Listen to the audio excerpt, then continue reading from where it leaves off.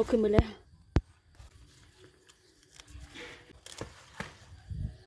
เชียบปลาคาร่าก็ได้อยู่ดี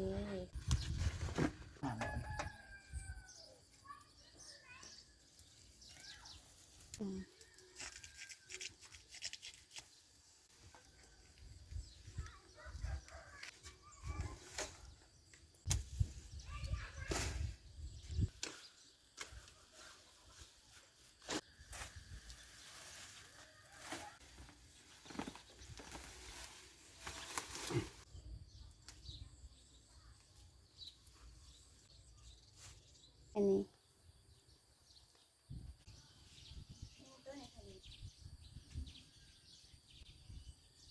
เอาไปที่นู้น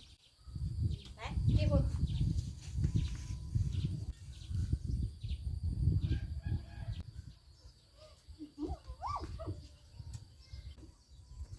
นั่งลง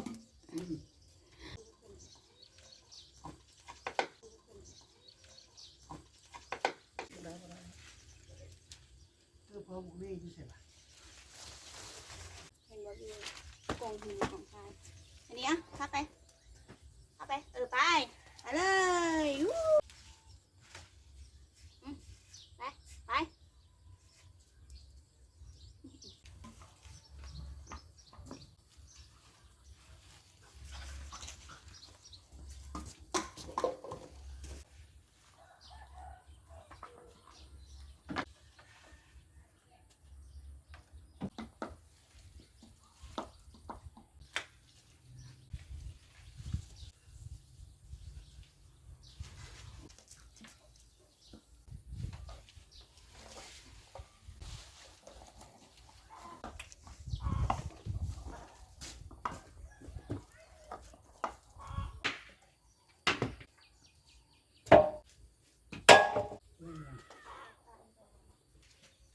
สมมตินะ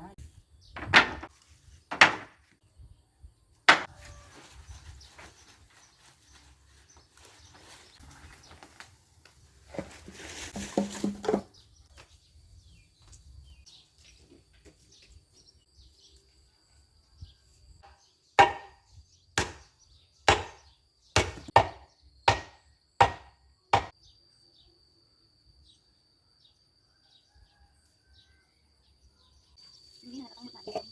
ทำไม่นี่ต้องทำแว่นดูจะถูกมันจะถูก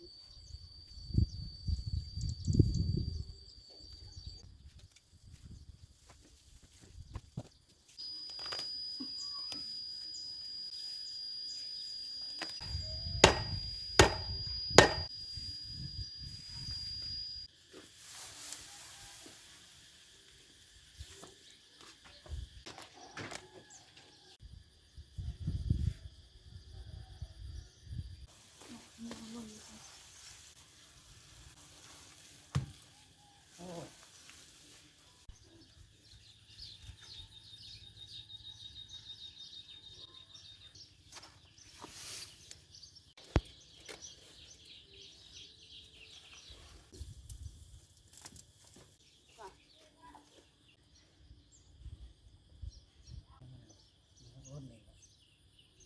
นี่